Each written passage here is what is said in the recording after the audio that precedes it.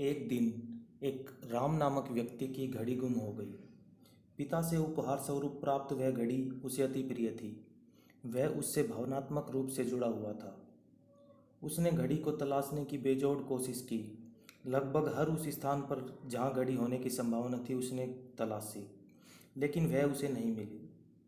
थक हार कर उसने अड़ोस पड़ोस के बच्चों को बुलाया और उन्हें घड़ी खोजने का काम सौंपा।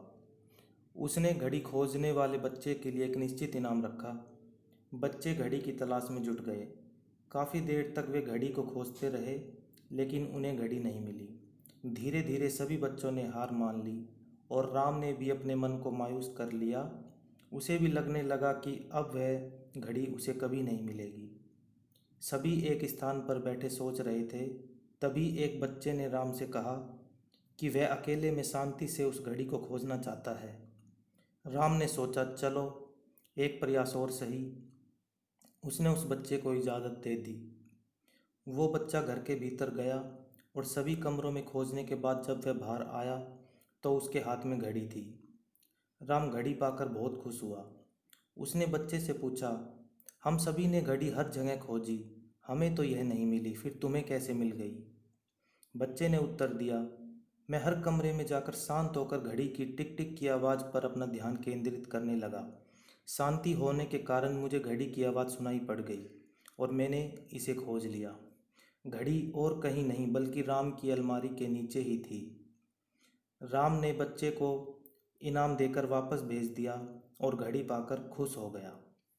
दोस्तों, कमरे की शांति के कारण बच्चे को घड़ी खोजने में मदद मिली। उसी तरह मन की शांति से हमें जीवन की दिशा निर्धारित करने में मदद मिलती है। इसलिए हमें रोज़ाना अपने लिए कुछ वक्त अवश्य निकालना चाहिए और शांति में बैठकर मनन करना चाहिए।